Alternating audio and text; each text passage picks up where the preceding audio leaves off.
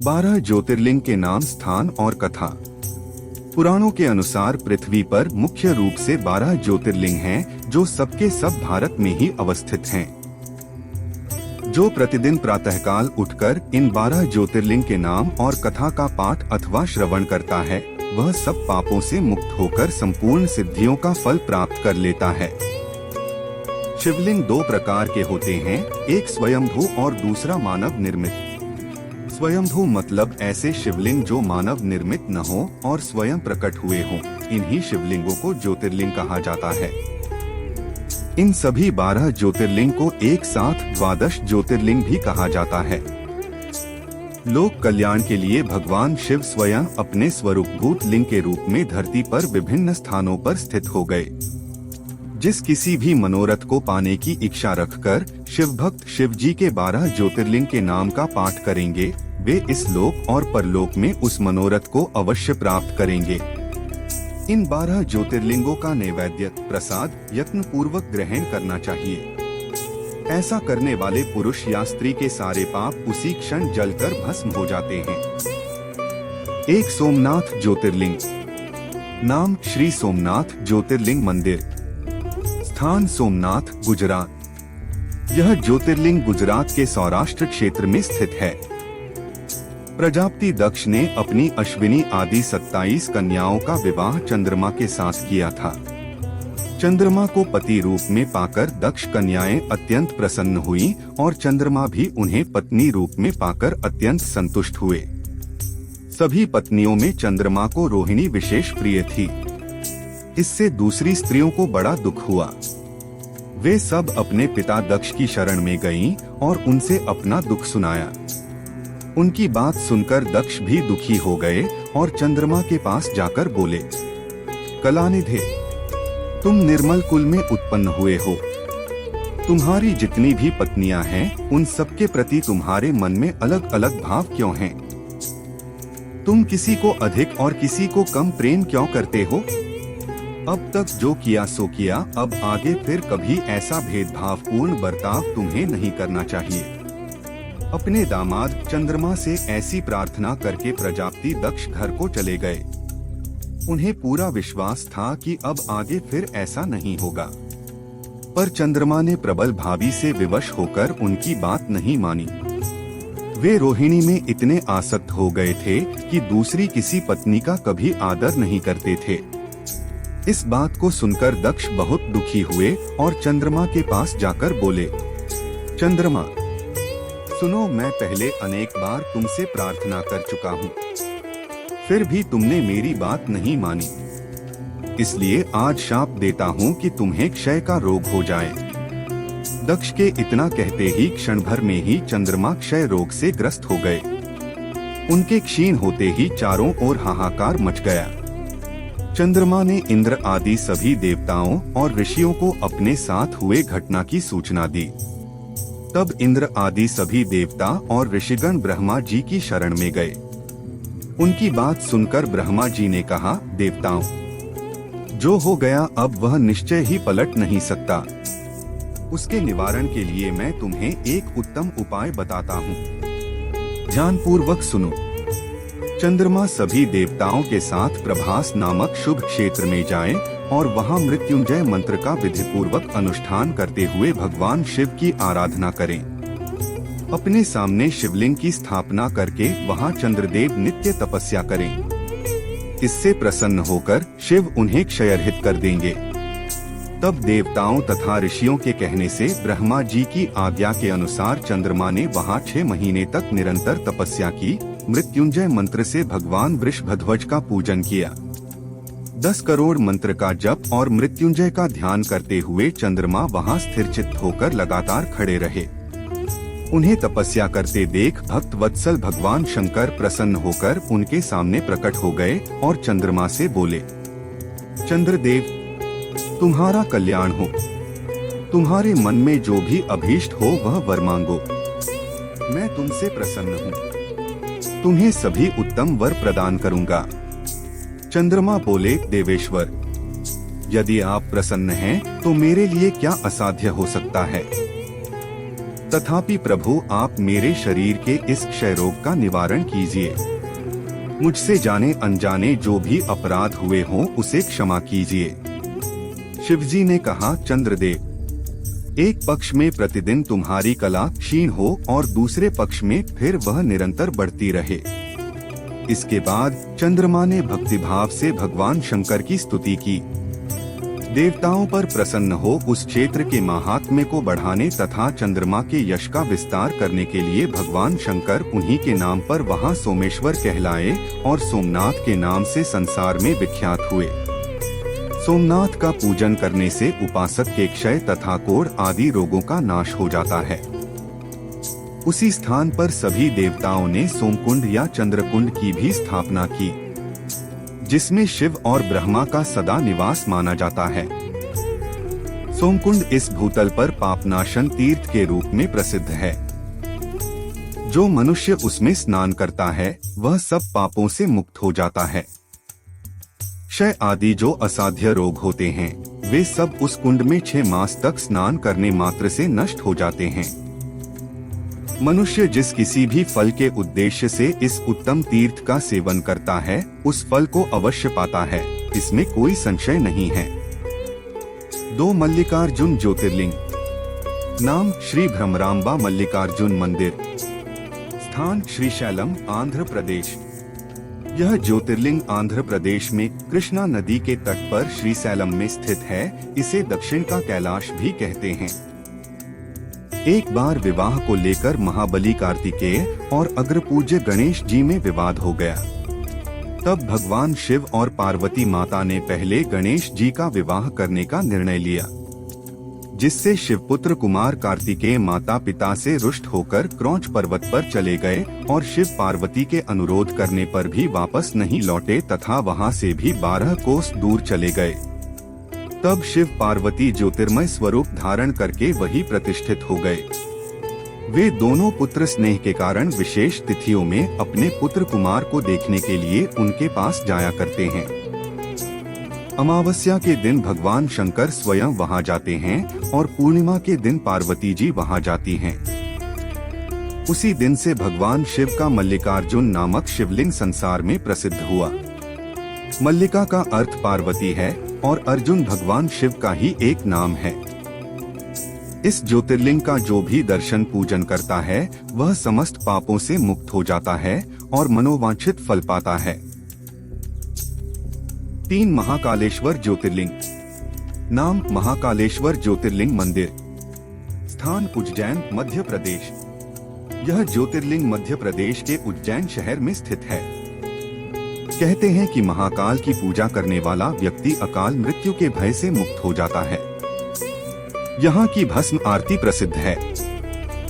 उज्जैन का प्राचीन नाम अवंती था। एक समय वहाँ वेदप्रिय नामक एक श्रेष्ठ ब्राह्मण रहते थे जो सदाचारी, वेद और शास्त्रों के स्वाध्याय में संलग्न तथा वैदिक कर्मों के अनुष्ठान में सदा तत्पर रहने वाले थे। वे घर में प्रतिदिन अग्निहोत्र करते और निरंतर शिव की पूजा में लगे रहते थे। वे ब्राह्मण देवता प्रतिदिन पार्थिव शिवलिंग बनाकर उसकी पूजा किया करते थे। उनके 4 तेजस्वी पुत्र थे जो सद्गुणों में अपने माता पिता के समान ही थे। उनके नाम थे देवप्रिय, प्रियमेधा, सुकृत और सुव्रत। अपने सद्गुणों के कारण उन सभी भाइयों का यश चारों ओर फैल गया। उसी समय रत्नमाल पर्वत पर दूषण नामक एक धर्मद्वेषी असुर ने ब्रह्मा जी से वर पाकर वेद, धर्म तथा धर्मात्माओं पर आक्रमण किया। इसके बाद उसने सेना के साथ अवंती के ब्राह्मणों पर आक्रमण किया। उसकी आज्ञा से दैत्यों ने अवंती को चारों ओर से घेर लिया। जब नगर के सभी लोग बहुत घबरा गए तब उन शिव भक्त ब्राह्मण बंधुओं ने सबसे कहा, आप लोग भक्तवत्सल भगवान शंकर पर भरोसा रखें। ये कहकर शिवलिंग का पूजन करके वे भगवान शिव का ध्यान करने लगे। इतने में ही सेना सहित दूषण वहां पहुंच गया और कहा, इन्हें मार डालो, बांध लो। वेदप्रिय के पुत्रों ने उस समय उस दैत्य की कही हुई कोई बात नहीं सुनी, क्योंकि वे भगवान शिव के ध्यान में स्थित थे। वह दुष्टात्मा दैत्य जैसे ही उन ब्राह्मणों को मारने के लिए आगे बढ़ा, वैसे ही उनके द्वारा पूजित पार्थिव शिवलिंग के स्थान में बड़ी भारी आवाज के साथ एक गड्ढा प्रकट हो गया। उस गड्ढे से तत्काल विकट रूप धारण किए हुए भगवान शिव प्रकट हो गए, जो महाकाल के नाम से विख्यात हुए। वे दुष्टों के विनाशक तथा सत्पुरुषों के आश्रयदाता हैं। उन्होंने उन दैत्यों से कहा, अरे दुष्ट, मैं तुझ जैसे पापियों के लिए महाकाल रूप में प्रकट हुआ हूँ। तुम इन ब्राह्मणों के निकट से दूर भाग जाओ। ऐसा कहकर महाकाल शंकर ने तत्काल दूषण को सेना सहित भस्म कर दिया। कुछ सेना उनके द्वारा मारी गई और कुछ भाग खड़ी हुई। जैसे सूर्य को देखकर अंधकार नष्ट हो जाता है, उसी प्रकार भगवान शिव को देखकर असुरों की सारी सेना अदृश्य हो गई। देवताओं की दुंदुभियां बज उठीं और आकाश से फूलों की वर्षा होने लगी। उन ब्राह्मणों को आश्वासन देकर स्वयं महाकाल शिव ने प्रसन्न होकर उनसे कहा, तुम लोग वर मांगो। तब सभी ब्राह्मणों ने हाथ जोड़कर भक्तिभाव से प्रणाम करके कहा, हे महाकाल, दुष्टों को दंड देने वाले प्रभु, आप हमें मोक्ष प्रदान करें। आप जनसाधारण की रक्षा के लिए सदा यहीं निवास करें। शंभो, अपना दर्शन करने वाले मनुष्यों का आप सदा उद्धार करें। उन ब्राह्मणों के ऐसा कहने पर उन्हें सद्गति देकर भगवान शिव अपने भक्तों की रक्षा के लिए उस परम सुंदर गड्ढे में स्थित हो गए। उस स्थान से चारों ओर एक कोस की भूमि लिंगरूपी भगवान शिव का तीर्थ बन गया और संसार में महाकालेश्वर के नाम से विख्यात हुआ। उनका दर्शन करने से सपने में भी कोई दुख नहीं होता। जिस किसी भी कामना को लेकर कोई उस लिंग की उपासना करता है, उसे अपना मनोरथ प्राप्त होता है तथा परलोक में मोक्ष भी मिल जाता है। 4 ओंकारेश्वर ज्योतिर्लिंग। नाम श्री ओंकारेश्वर ज्योतिर्लिंग मंदिर। स्थान मांधाता, मध्य प्रदेश। यह ज्योतिर्लिंग मध्य प्रदेश में इंदौर के पास नर्मदा नदी के तट पर अवस्थित है। एक समय देवर्षि नारद गोकर्ण नामक तीर्थ में जाकर भगवान शिव की आराधना की। कुछ समय के बाद नारद मुनि वहां से गिरिराज विंध्य पर आए। विंध्य ने नारद मुनि का बहुत आदर के साथ पूजन किया और कहा, मेरे यहाँ सब कुछ है, कभी किसी बात की कमी नहीं होती है। विंध्य की अभिमान भरी बात सुनकर नारद मुनि लंबी सांस खींचकर चुप रह गए। यह देखकर विंध्य पर्वत ने कहा, मुनिवर, लगता है आप मेरे बात से सहमत नहीं हैं। आपने मेरे यहाँ कौन सी कमी देखी है? नारद जी ने कहा, भैया, तुम्हारे यहाँ सब कुछ है, फिर भी मेरु पर्वत तुमसे बहुत ऊंचा है। उसके शिखर देवताओं के लोकों में भी पहुँचे हुए हैं। ऐसा कहकर नारद जी वहाँ से जिस तरह आए थे उसी तरह चल दिए। पर विंध्य पर्वत मेरे जीवन को धिक्कार है, ऐसा सोचता हुआ मन ही मन संतप्त हो उठा।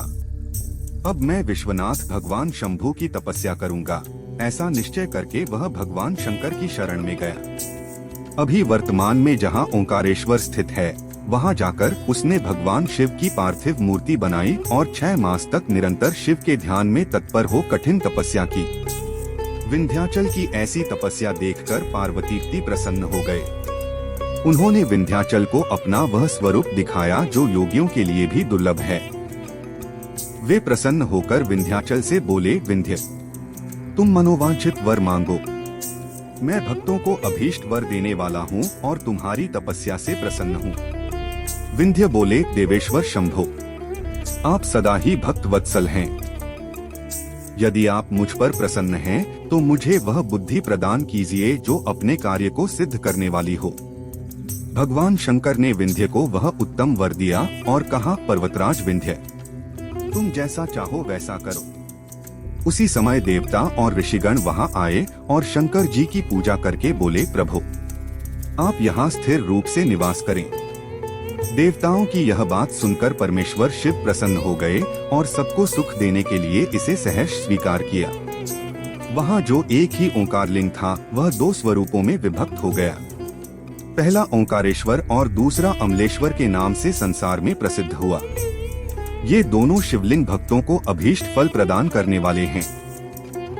उस समय देवताओं और ऋषियों ने उन दोनों लिंगों की पूजा की और भगवान शिव को संतुष्ट करके अनेक वर प्राप्त किए। इसके बाद देवता और ऋषिगण अपने अपने स्थान को चले गए और विंध्याचल भी अत्यंत प्रसन्नता का अनुभव करने लगे। 5 केदारनाथ ज्योतिर्लिंग। नाम केदारनाथ मंदिर। स्थान केदारनाथ, उत्तराखंड। यह ज्योतिर्लिंग उत्तराखंड के केदार पर्वत पर मंदाकिनी नदी के तट पर स्थित है।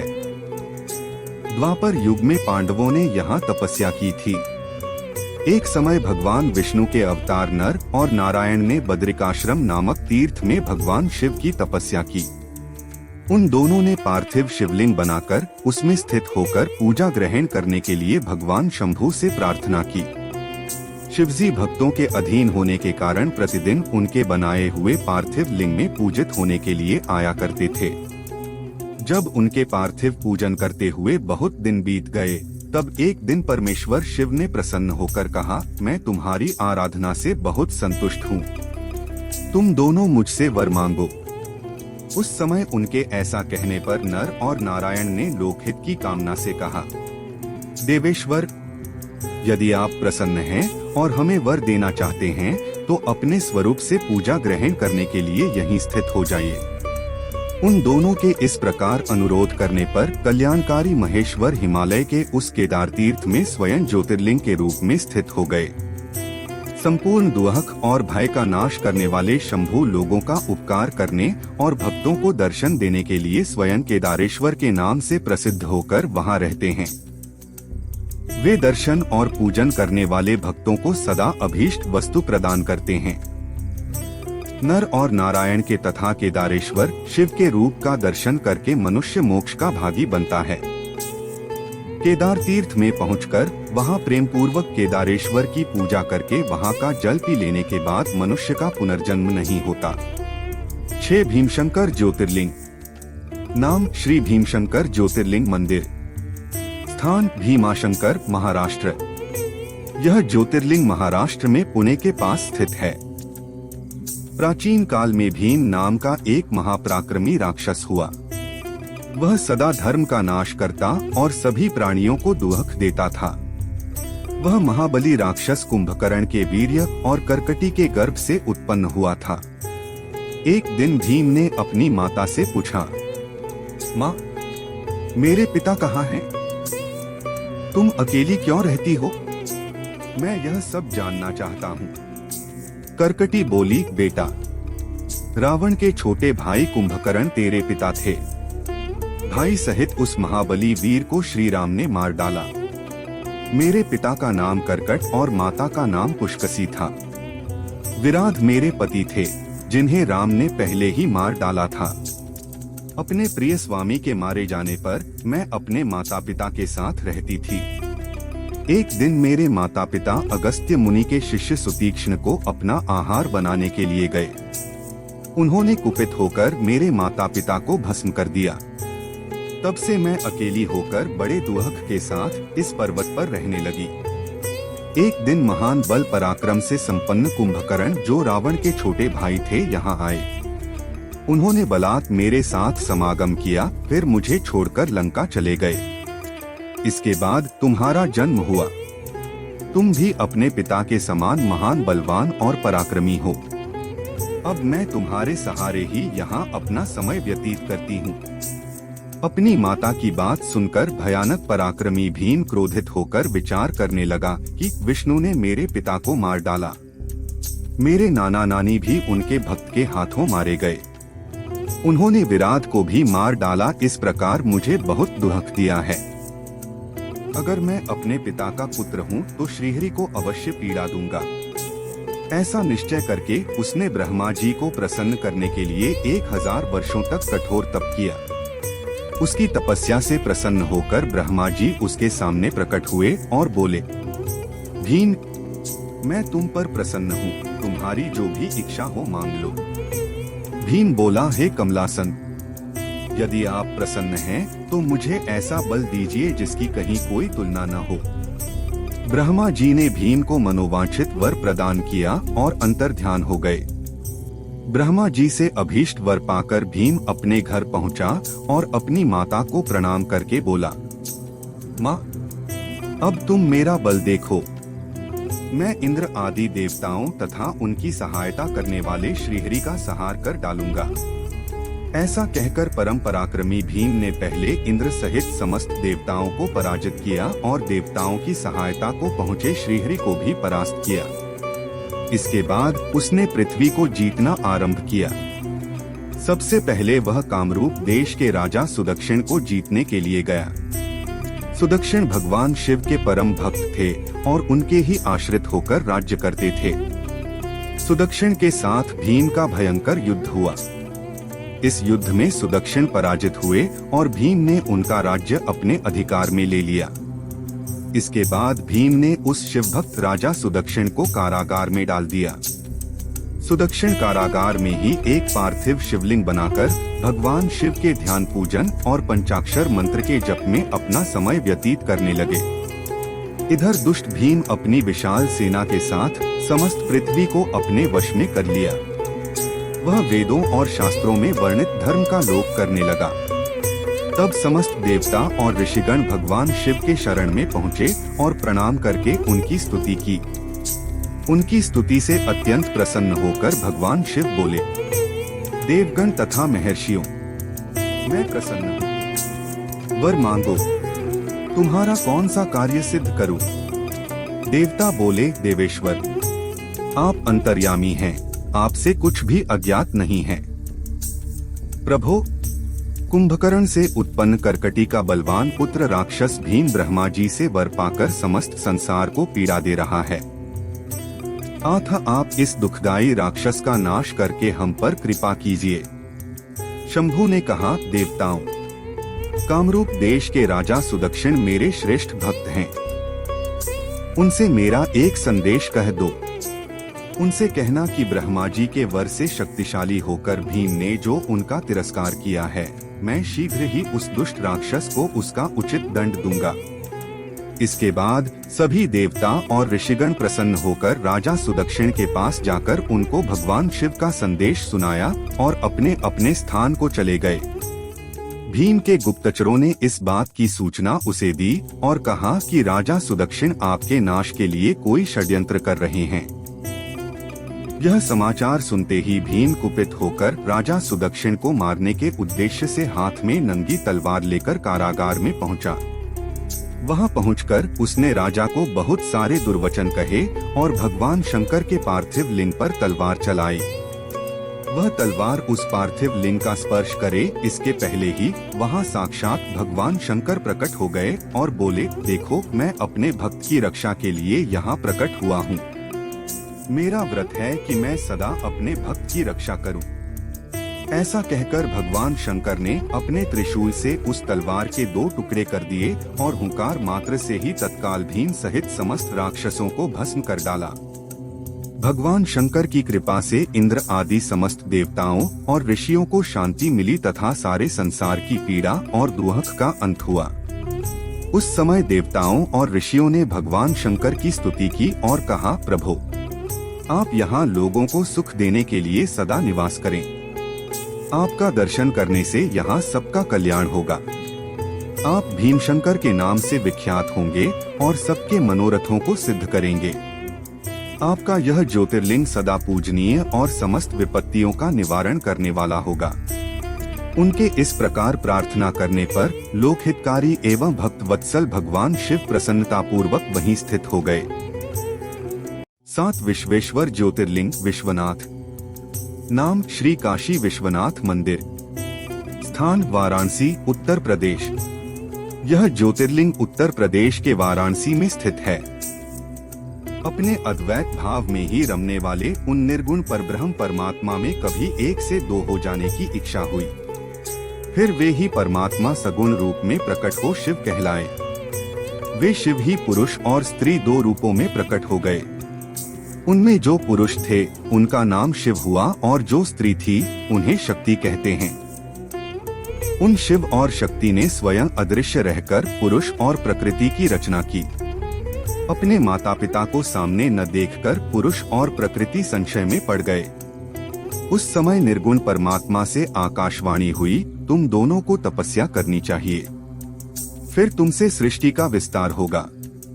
वे पुरुष और प्रकृति बोले, प्रभु, तपस्या के लिए तो कोई स्थान है ही नहीं, फिर हम दोनों आपकी आज्ञा के अनुसार कहाँ स्थित होकर तप करें। तब निर्गुण शिव ने 5 कोस लंबे और चौड़े एक सुंदर नगर का निर्माण किया। वह नगर सभी आवश्यक वस्तुओं से युक्त था। वह नगर आकाश में पुरुष के समीप आकर स्थित हो गया। तब पुरुष श्रीहरि ने उस नगर में स्थित हो सृष्टि की कामना से शिव का ध्यान करते हुए बहुत वर्षों तक तप किया। उस समय उनके शरीर से श्वेत जल की अनेक धाराएं प्रकट हुई, जिनसे सारा आकाश व्याप्त हो गया। उस अपार जल राशि में वह नगर डूबने लगा। तब निर्गुण शिव ने तत्काल उस नगर को अपने त्रिशूल पर धारण कर लिया। इसके बाद भगवान श्रीहरि योग निद्रा में ध्यानस्थ हो गए और उनकी नाभि से एक कमल प्रकट हुआ। फिर उस कमल से ब्रह्मा जी उत्पन्न हुए। तत्पश्चात ब्रह्मा जी ने सृष्टि का निर्माण आरंभ किया। जब ब्रह्मा जी ने सृष्टि का निर्माण कर लिया, तब भगवान शिव ने सोचा कि इस ब्रह्मांड में कर्मपाश से बंधे हुए प्राणी मुझे कैसे प्राप्त करेंगे। यह सोचकर उन्होंने मुक्तिदायिनी पंचक्रोशी काशी को इस जगत में छोड़ दिया।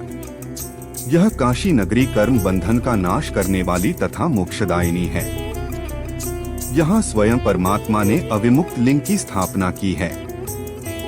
वह महापातकी पुरुषों को भी मोक्ष प्रदान करने वाला है। जिनकी कहीं भी गति नहीं है, उनके लिए काशीपुरी में ही गति है। ब्रह्मा जी का एक दिन पूरा होने पर जब सारा संसार प्रलय में मग्न हो जाता है, तब भी इस काशी नगरी का नाश नहीं होता है। उस समय भगवान शिव इसे त्रिशूल पर धारण कर लेते हैं और जब ब्रह्मा द्वारा पुनः नई सृष्टि की जाती है, तब वे इसे फिर से इस भूतल पर स्थापित कर देते हैं। कर्मों का कर्षण करने से ही इस नगरी को काशी कहते हैं। इस काशीपुरी में भगवान शिव उमा सहित सदा निवास करते हैं।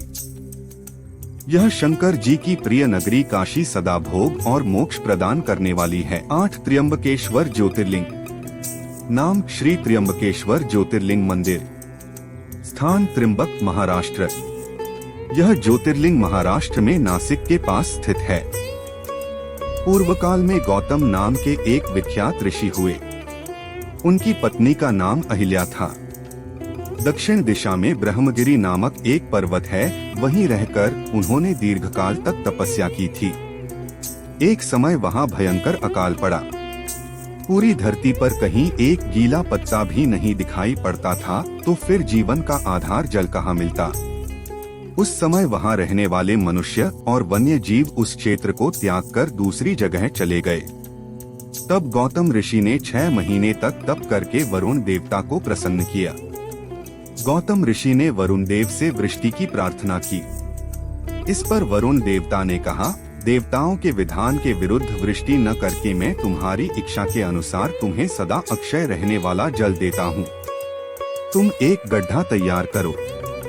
उनके ऐसा कहने पर गौतम ऋषि ने एक छोटा सा गड्ढा खोदा और वरुण देव ने उसे दिव्य जल से भर दिया और कहा, महामुने, कभी क्षीण न होने वाला यह जल तुम्हारे लिए तीर्थ रूप होगा और पृथ्वी पर तुम्हारे ही नाम से इसकी ख्याति होगी। ऐसा कहकर महर्षि गौतम से प्रशंसित होकर वरुण देव अंतर्ध्यान हो गए। गौतम ऋषि वहां उस परम दुर्लभ जल को पाकर पहले की तरह ही विधिपूर्वक नित्य पूजन आदि अन्य कर्म करने लगे। उन्होंने वहां धान, जौ आदि अनेक प्रकार के अन्न और तरह तरह के फल फूल के वृक्ष लगा दिए। देखते देखते वे सब लहलहा उठे और वह क्षेत्र अत्यंत सुंदर हो गया। यह समाचार सुनकर सहस्त्रों ऋषिमुनि सपरिवार वहां आकर रहने लगे। इसके साथ ही अनेक प्रकार के पशु पक्षी और वन्य जीव भी वहां आ गए। वरुण देव के दिए अक्षय जल के प्रभाव से उस वन में सब ओर आनंद छा गया। एक बार वहां गौतम मुनि के आश्रम में आकर बसे हुए ब्राह्मणों की स्त्रियां उस पवित्र जल के विषय पर अहिल्या से नाराज हो गईं। उन्होंने अपने पतियों को उकसाया।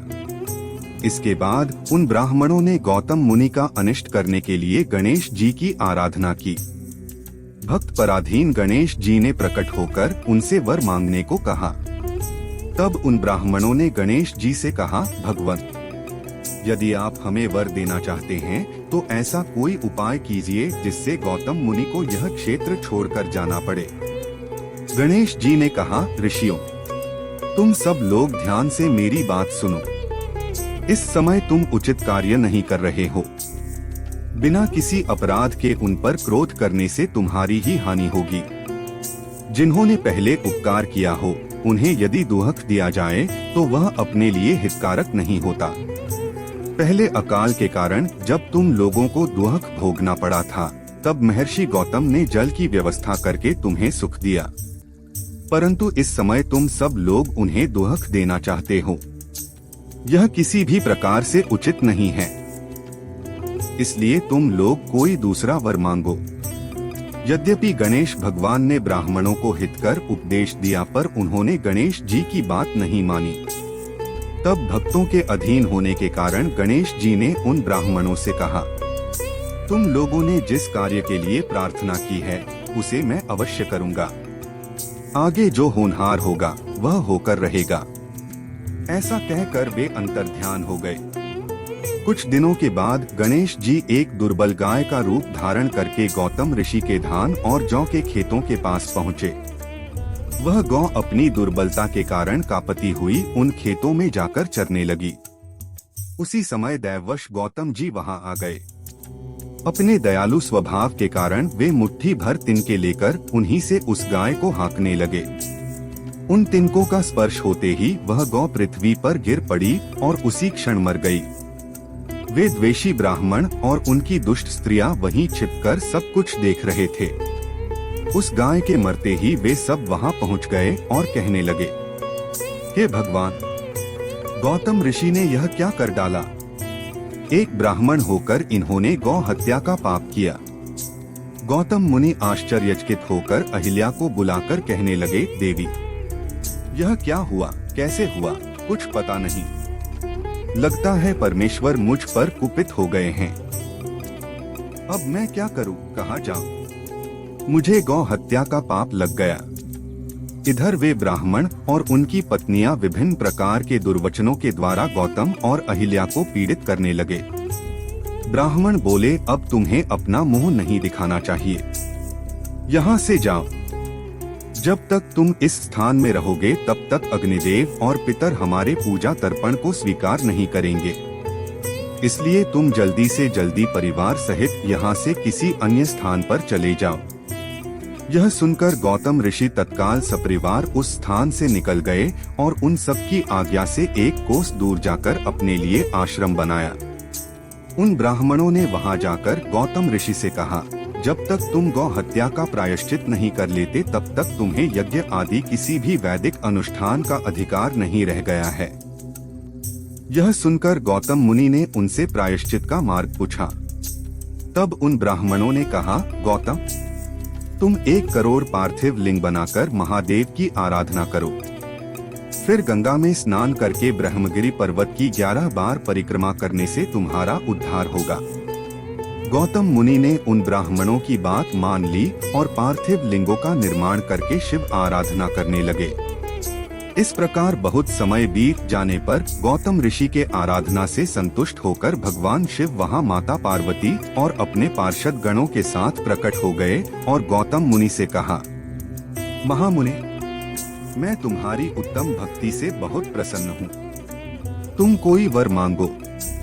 उस समय शिवजी के सुंदर रूप को देखकर आनंदित हुए गौतम ने भक्तिभाव से शंकर जी को प्रणाम करके उनकी स्तुति की। फिर दोनों हाथ जोड़कर बोले, देव, मुझे निष्पाप कर दीजिए। शिव जी ने कहा, मुने, तुम धन्य हो और सदा ही निष्पाप हो। इन दुष्टों ने तुम्हारे साथ छल किया है। जिन दुरात्माओं ने तुम पर अत्याचार किया है वे ही पापी और दुराचारी हैं। वे सब के सब कृतघ्न हैं। उनका कभी उद्धार नहीं हो सकता। महादेव जी की बात सुनकर महर्षि गौतम बड़े विस्मित हुए और भक्तिपूर्वक प्रणाम करके कहा, महेश्वर, उन ऋषियों ने तो मेरा बहुत उपकार किया है। यदि उन्होंने मेरे साथ ऐसा व्यवहार न किया होता तो मुझे आपका दर्शन कैसे प्राप्त होता। महर्षि गौतम की बात सुनकर भगवान शिव बहुत प्रसन्न हुए और कहा, विप्रवर, तुम धन्य हो और सभी ऋषियों में श्रेष्ठ हो। मैं तुम पर बहुत प्रसन्न हूँ। तुम मुझसे कोई उत्तम वर मांगो। गौतम बोले, नाथ, यदि आप प्रसन्न हैं तो लोक कल्याण के लिए मुझे गंगा प्रदान कीजिए। तब शिव जी की आज्ञा से गंगा एक सुंदर स्त्री का रूप धारण करके वहां खड़ी हो गई। गौतम मुनि ने गंगा माता को प्रणाम करके कहा, गंगे, तुम संपूर्ण जगत को पवित्र करने वाली हो, इसलिए नरक में गिरते हुए मुझ गौतम को पवित्र करो। इस पर शिव जी ने गंगा से कहा, देवी, तुम गौतम मुनि को पवित्र करो और तुरंत वापस न जाकर वैवस्वत मनु के 28वें कलयुग तक यहीं रहो। गंगा ने कहा, महेश्वर, अंबिका तथा गणों के साथ आप भी यहाँ रहें, तभी मैं यहाँ रहूंगी। गंगा जी की बात सुनकर भगवान शिव बोले, गंगे, तुम धन्य हो, तुम्हारे कथनानुसार मैं भी यहाँ रहूंगा। इस प्रकार महर्षि गौतम की प्रार्थना पर भगवान शंकर और नदियों में श्रेष्ठ गंगा वहाँ स्थित हो गए। वहाँ की गंगा गौतमी गोदावरी नाम से विख्यात हुई और भगवान शिव का ज्योतिर्लिंग त्र्यंबकेश्वर कहलाया। उस दिन से लेकर जब जब बृहस्पति सिंह राशि में स्थित होते हैं, तब तब सभी तीर्थ और देवतागण गौतमी के तट पर वास करते हैं। वे सब जब तक गौतमी के किनारे रहते हैं, तब तक अपने स्थान पर उनका कोई फल नहीं होता। जब वे अपने स्थान पर लौटते हैं, तभी वहाँ इनके सेवन का फल मिलता है। यह त्र्यंबक नाम से प्रसिद्ध ज्योतिर्लिंग गौतमी के तट पर स्थित है और महान पातकों का नाश करने वाला है। जो भक्तिभाव से इस त्र्यंबक लिंग का दर्शन और पूजन करता है, वह समस्त अभीष्टों को प्राप्त करता है। 9 बैद्यनाथ ज्योतिर्लिंग। नाम बाबा बैद्यनाथ मंदिर। स्थान देवघर झारखंड। यह ज्योतिर्लिंग वर्तमान झारखंड के देवघर में स्थित है। एक समय राक्षस राज रावण ने कैलाश पर जाकर अत्यंत भक्तिभाव के साथ भगवान शिव की आराधना की। कुछ समय तक आराधना करने पर जब महादेव प्रसन्न नहीं हुए, तब वह और भी उग्र तप करने लगा। वह कैलाश पर्वत के पास स्थित वन में जाकर एक बहुत बड़ा गड्ढा खोदकर उसमें अग्नि स्थापित करके वहीं बैठकर हवन और यज्ञ करने लगा। ग्रीष्म ऋतु में वह 5 अग्नियों के बीच बैठता, वर्षा ऋतु में खुले मैदान में सोता और शीतकाल में जल के भीतर खड़ा रहता। इस तरह 3 प्रकार से उसकी कठोर तपस्या निरंतर चलती रही। तब एक दिन भक्त वत्सल भगवान शंकर संतुष्ट होकर उसके सामने प्रकट हो गए और रावण को उसकी इच्छा के अनुसार अनुपम और उत्तम बल प्रदान किया। भगवान शिव का कृपा प्रसाद पाकर रावण ने नतमस्तक हो दोनों हाथ जोड़कर उनसे कहा, देवेश्वर, मुझ पर प्रसन्न होइए। मैं आपको अपने साथ लंका ले जाना चाहता हूँ। आप मेरे इस मनोरथ को सफल कीजिए। मैं आपकी शरण में आया हूँ। रावण के ऐसा कहने पर भगवान शिव बड़े संकट में पड़ गए और अनमने होकर बोले, राक्षसराज, मेरी बात ध्यान से सुनो। तुम मेरे इस उत्तम लिंग को भक्तिभाव से अपने घर को ले जाओ, पर अगर मार्ग में तुमने इसे कहीं भी भूमि पर रखा तो यह वही सुस्थिर हो जाएगा। अब तुम्हारी जैसी इच्छा हो वैसा करो। भगवान शंकर के ऐसा कहने पर रावण ने उनकी आज्ञा लेकर वह शिवलिंग अपने साथ लेकर लंका को प्रस्थान किया, परंतु मार्ग में भगवान शिव की माया से उसे मूत्रोत्सर्ग की इच्छा हुई। पुलत्स्यनंदन रावण अत्यंत सामर्थ्यवान होने पर भी मूत्र के वेग को नहीं रोक सका। इसी समय वहां आसपास एक ग्वाले को देखकर उसने प्रार्थना करके वह शिवलिंग उसके हाथ में थमा दिया और स्वयं मूत्रत्याग के लिए बैठ गया। एक मुहूर्त बीतते बीतते वह ग्वाला उस शिवलिंग के भार को सहन नहीं कर पाया और उसे पृथ्वी पर रख दिया। फिर वह ज्योतिर्मय शिवलिंग वहीं स्थित हो गया। वह शिवलिंग जब संपूर्ण लोकों के हित के लिए वहीं स्थित हो गया, तब रावण निराश होकर अपने घर चला गया। जब इंद्र आदि देवताओं और ऋषि मुनियों ने यह समाचार सुना तो वे सब वहां आए और बड़ी प्रसन्नता के साथ शिवजी का विशेष पूजन किया। उन्होंने उस शिवलिंग की विधिवत स्थापना की और उसका नाम वैद्यनाथ रखकर उसकी वंदना करके अपने अपने स्थान को चले गए। इस दिव्य एवं श्रेष्ठ ज्योतिर्लिंग का दर्शन एवं पूजन संपूर्ण अभीष्टों को देने वाला और समस्त पाप राशि को हर लेने वाला है। यह सत्पुरुषों को भोग एवं मोक्ष प्रदान करने वाला है। 10 नागेश्वर ज्योतिर्लिंग। नाम नागेश्वर ज्योतिर्लिंग मंदिर। स्थान दारुकावन गुजरात। यह ज्योतिर्लिंग गुजरात में द्वारका के पास स्थित है। एक समय दारुका नाम की एक महाबलशाली राक्षसी हुई जिसे माता पार्वती से वरदान पाकर बहुत अहंकार हो गया था। पश्चिम समुद्र तट पर उसका एक वन था जो संपूर्ण समृद्धियों से भरा रहता था। उस वन का विस्तार 16 योजन था। दारुका अपने विलास के लिए जहाँ जाती थी वह वन समस्त भूमि, वृक्षों तथा अन्य सभी वस्तुओं समेत वहीं चला जाता था। देवी पार्वती ने उस वन की रक्षा का भार दारुका को सौंप दिया था। दारुका अपने पति के साथ इच्छानुसार उस वन में विचरण करती थी। उसके पति का नाम दारुक था जो अत्यंत शक्तिशाली था। राक्षस दारुक अपनी पत्नी दारुका के साथ वहां रहकर सबको भय देता था। उसने बहुत से राक्षसों को साथ लेकर वहां सत्पुरुषों का संहार मचा रखा था। वह सदा यज्ञ और धर्म का नाश करता था। उससे पीड़ित हुई प्रजा ने महर्षि और की शरण में जाकर उनको अपना दुहक सुनाया और मुनि ने शरणागतों की रक्षा के लिए राक्षसों को यह श्राप दिया कि ये राक्षस यदि पृथ्वी पर प्राणियों की हिंसा या यज्ञों का विध्वंस करेंगे तो उसी समय अपने प्राणों से हाथ धो बैठेंगे। देवताओं ने जब यह बात सुनी तो उन्होंने दुराचारी राक्षसों पर आक्रमण कर दिया। राक्षस दुविधा में पड़ गए, यदि वे युद्ध में देवताओं को मारते तो मुनि के शाप से स्वयं मर जाते और नहीं मारते तो पराजित हो जाते। इस अवस्था में राक्षसी दारुका ने कहा, माता भवानी के वरदान से मैं इस सारे वन को जहाँ चाहूँ ले जा सकती हूँ। यह कहकर वह समस्त वन को साथ ले जाकर समुद्र में जा बसी। राक्षस लोग पृथ्वी से हटकर जल में निर्भय होकर रहने लगे और वहाँ के प्राणियों को पीड़ा देने लगे। एक बार बहुत सी नावें उधर से गुजरी जो मनुष्यों से भरी थीं। वे सभी वैश्यगण व्यापार के उद्देश्य से परदेश जा रहे थे। राक्षसों ने उन सब को पकड़ लिया और बेड़ियों से बांधकर कारागार में डाल दिया और उनको विभिन्न प्रकार से कष्ट देने लगे। उनमें सुप्रिय नाम का एक प्रसिद्ध वैश्य था जो उस दल का मुखिया था। वह बड़ा सदाचारी, भस्मरुद्राक्षधारी तथा भगवान शिव का परम भक्त था। वह बड़े प्रेम से भगवान शिव का ध्यान और उनके नामों का जप करने लगा।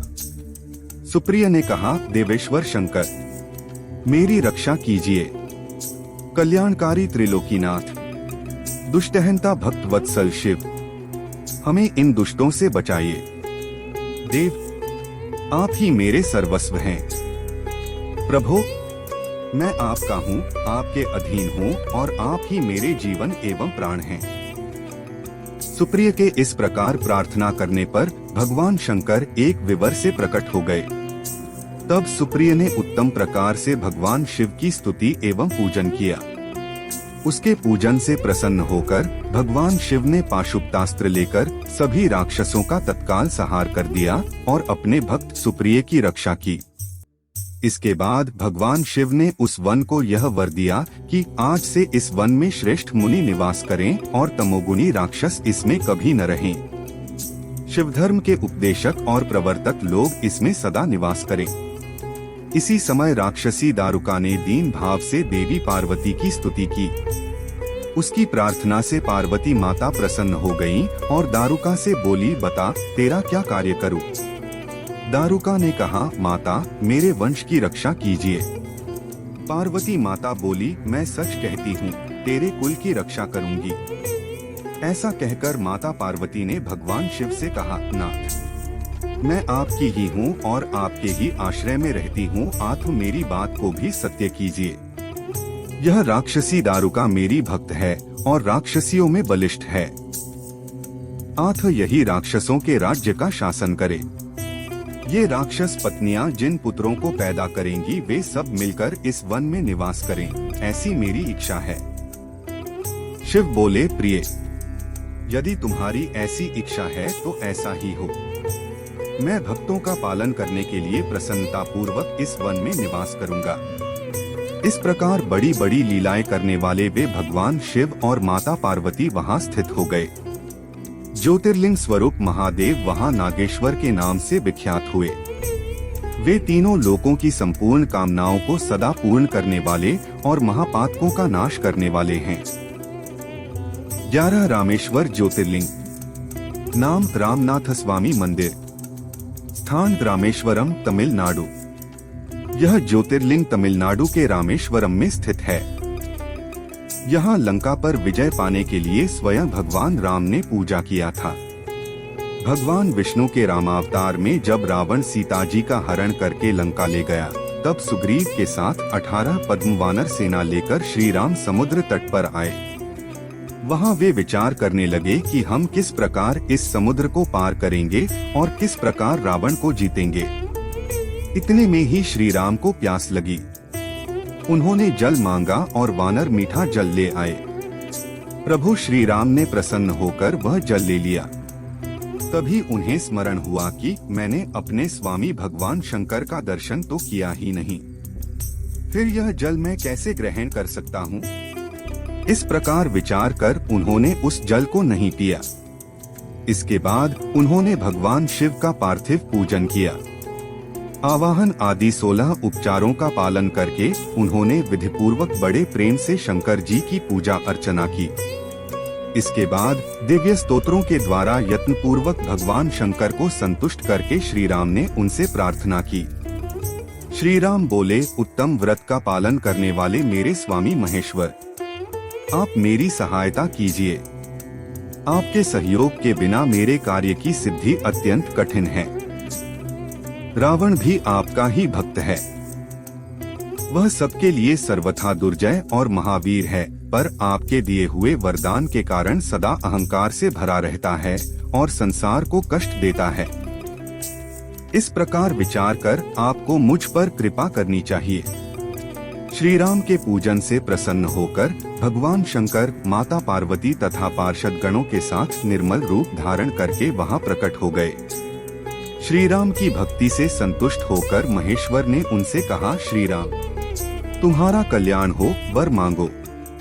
श्री राम ने भगवान शिव का पूजन और विभिन्न प्रकार से स्तुति करके उनसे रावण के साथ होने वाले युद्ध में अपने लिए विजय की प्रार्थना की। तब भगवान शिव ने श्री राम को युद्ध की आज्ञा और रावण पर विजय का वरदान दिया। भगवान शिव से विजय का वरदान पाकर नतमस्तक हो दोनों हाथ जोड़कर श्री राम बोले, मेरे स्वामी शंकर, यदि आप संतुष्ट हैं तो संसार के कल्याण के लिए आप सदा यहाँ निवास करें। श्री राम के ऐसा कहने पर भगवान शिव वहाँ ज्योतिर्लिंग के रूप में स्थित हो गए और तीनों लोकों में रामेश्वर के नाम से प्रसिद्ध हुए। भगवान रामेश्वर सदा भोग और मोक्ष देने वाले तथा भक्तों की इच्छा पूर्ण करने वाले हैं। 12 घुश्मेश्वर ज्योतिर्लिंग, नाम घृष्णेश्वर मंदिर, स्थान एलोरा, महाराष्ट्र। यह ज्योतिर्लिंग महाराष्ट्र में औरंगाबाद के पास स्थित है। 12 ज्योतिर्लिंगों में यह अंतिम ज्योतिर्लिंग है और यहाँ दर्शन करके ही ज्योतिर्लिंगों की यात्रा पूरी होती है। दक्षिण में देवगिरी नामक पर्वत के निकट भरद्वाज कुल में उत्पन्न सुधर्मा नाम के एक ब्रह्मवेत्ता ब्राह्मण रहते थे। उनकी प्रिय पत्नी का नाम सुदेहा था। वह सदा शिवधर्म के पालन में तत्पर रहती थी। वह गृह कार्य में निपुण और पतिव्रता स्त्री थी। द्विजश्रेष्ठ सुधर्मा भी देवताओं और अतिथियों के पूजक थे। वे सदाचारी और वेद शास्त्र के मर्मज्ञ थे। वे सदा शिव संबंधी पूजनादि कार्यों में ही लगे रहते थे। यह सब कुछ होने पर भी उनके कोई पुत्र नहीं था, जिससे उनकी पत्नी बहुत दुखी रहती थी। तब उस ब्राह्मणी ने अत्यंत दुखी होकर हठपूर्वक अपनी बहन घुष्मा से पति का दूसरा विवाह करा दिया। विवाह से पहले सुधर्मा ने सुदेहा को समझाया कि इस समय तो बहन के प्रति तुम्हारा प्रेम है, पर जब इसके पुत्र हो जाएगा तब तुम इससे स्पर्धा करने लगोगी। यह सुनकर सुदेहा ने सब प्रकार से अपने पति को विश्वास दिलाया कि मैं कभी भी अपनी बहन से डाह नहीं करूंगी। विवाह हो जाने पर घुष्मा दासी की भांति बड़ी बहन की सेवा करने लगी। सुदेहा भी उसे बहुत प्यार करती थी। घुष्मा अपनी शिवभक्ता बहन की आज्ञा से नित्य 101 पार्थिव शिवलिंग बनाकर विधिवत पूजा करने लगी। पूजा करके वह नजदीक के तालाब में उनका विसर्जन कर देती थी। शंकर जी की कृपा से उसको एक सुंदर, सौभाग्यवान और सद्गुण संपन्न पुत्र हुआ। इससे घुष्मा का कुछ मान बढ़ा और यह देखकर सुदेहा के मन में डाह उत्पन्न हो गया। समय आने पर घुष्मा के पुत्र का विवाह हुआ और पुत्रवधू घर में आ गई। अब तो सुदेहा घुष्मा से और भी जलने लगी। उसकी बुद्धि भ्रष्ट हो गई और एक दिन उसने रात में सोते हुए पुत्र को छुरे से मारकर उसके शरीर के टुकड़े टुकड़े कर दिए और कटे हुए अंगों को उसी तालाब में ले जाकर डाल दिया जहां घुष्मा प्रतिदिन पार्थिव लिंगों का विसर्जन करती थी। घुष्मा के पुत्र के अंगों को उस तालाब में फेंककर वह लौट आई और घर में सुखपूर्वक सो गई। घुष्मा सवेरे उठकर प्रतिदिन का पूजनादि कर्म करने लगी। सुधर्मा स्वयं भी नित्य कर्म में लग गए। सुदेहा भी उठकर बड़े आनंद से घर के काम काज करने लगी, क्योंकि उसके हृदय में पहले जो ईर्ष्या की आग जलती थी वह अब बुझ गई थी। प्रातःकाल उठकर जब बहू ने पति की शया को देखा तो वह खून से भीगी दिखाई दी और वहां शरीर के कुछ अंग भी दिखाई दिए। इससे उसको बड़ा दुहक हुआ। वह तुरंत घुष्मा के पास गई और कहा, माता, आपके पुत्र कहाँ गए? उनकी शैया रक्त से भीगी हुई है। किसने यह क्रूर कर्म किया है? यह कहकर घुष्मा की बहू करुण विलाप करती हुई रोने लगी। सुदेहा भी उस समय रोने का नाटक करने लगी, पर मन ही मन वह हर्ष से भरी हुई थी। पर उस परिस्थिति में भी घुष्मा अपने नित्य पार्थिव पूजन व्रत से विचलित नहीं हुई। जब तक नित्य पूजन का नियम पूरा नहीं हुआ तब तक उसे किसी दूसरी बात की चिंता नहीं हुई। दोपहर को पूजन समाप्त होने पर घुष्मा ने अपने पुत्र की भयंकर शैया पर दृष्टिपात किया। वह सोचने लगी, जिन्होंने यह बेटा दिया था वे ही इसकी रक्षा करेंगे। वे काल के भी काल हैं और सत्पुरुषों के आश्रय हैं। मेरे चिंता करने से क्या होगा? इस तरह विचार करते हुए उसने भगवान शिव के भरोसे धैर्य धारण किया। वह अपने नियम के अनुसार पार्थिव शिवलिंगों को लेकर शिव के नामों का उच्चारण करती हुई उस तालाब के किनारे गई। उन पार्थिव लिंगों को तालाब में डालकर जब वह लौटने लगी तो उसे अपना पुत्र उसी तालाब के किनारे खड़ा दिखाई दिया। उस समय अपने पुत्र को जीवित देखकर घुष्मा को न तो हर्ष हुआ और न ही विषाद। वह शांतचित्त से यह सब देख ही रही थी कि तभी ज्योतिस्वरूप महेश्वर शिव उस पर संतुष्ट होकर वहां प्रकट हो गए। शिव बोले, सुमुखी, मैं तुम पर प्रसन्न हूँ। वर मांगो। तुम्हारी दुष्टा सौत ने इस बच्चे को मार डाला था। आज मैं उसे इस अपराध का दंड दूंगा। तब घुष्मा ने शिव जी को प्रणाम करके यह वर मांगा, नाथ, सुदेहा मेरी बड़ी बहन है, आथा आपको उसकी रक्षा करनी चाहिए। शिव बोले, उसने तो तुम्हारा बड़ा भारी अपकार किया है, तो तुम उसका उपकार क्यों करना चाहती हो? दुष्ट कर्म करने वाली सुदेहा तो मार डालने के ही योग्य है। घुष्मा ने कहा, देव, आपके दर्शन मात्र से ही मनुष्यों के पूर्व संचित पापराशि भस्म हो जाते हैं और मन निर्मल हो जाता है। जो अपकार करने वालों का भी उपकार करता है उसके संसर्ग से पुण्य की प्राप्ति होती है, ऐसा मैंने सुना है। मैं किसी भी प्राणी का अहित नहीं चाहती, फिर वह तो मेरी बहन है। घुष्मा के ऐसा कहने पर दया सिंधु महेश्वर अत्यंत प्रसन्न हुए और कहा, घुष्मे, तुम कोई और भी वर मांगो, क्योंकि तुम्हारी भक्ति और विकार शून्य स्वभाव से मैं बहुत प्रसन्न हूँ। भगवान शिव की बात सुनकर घुष्मा बोली, प्रभु, यदि आप वर देना चाहते हैं तो लोगों की रक्षा के लिए सदा यहाँ निवास कीजिए और मेरे नाम से ही आपकी ख्याति हो। तब महेश्वर शिव ने अत्यंत प्रसन्न होकर कहा, मैं तुम्हारे ही नाम से घुष्मेश्वर कहलाता हुआ सदा यहाँ निवास करूँगा और सबके लिए सुखदायक होऊंगा। मेरा शुभ ज्योतिर्लिंग घुष्मेश नाम से प्रसिद्ध हो। यह सरोवर तीनों लोक में शिवालय नाम से प्रसिद्ध हो। इस सरोवर का दर्शन संपूर्ण अभीष्टों को देने वाला हो। सुव्रते, तुम्हारे वंश में होने वाली 101 पीढ़ियों तक ऐसे ही श्रेष्ठ पुत्र उत्पन्न होंगे। वे सब के सब सुंदरी स्त्री, उत्तम धन और पूर्ण आयु से संपन्न होंगे। वे चतुर, विद्वान, उदार और मोक्ष पाने के उत्तराधिकारी होंगे। तुम्हारे वंश का विस्तार बहुत शोभादायक होगा। ऐसा कहकर भगवान शिव वहां घुश्मेश्वर ज्योतिर्लिंग के रूप में स्थित हो गए।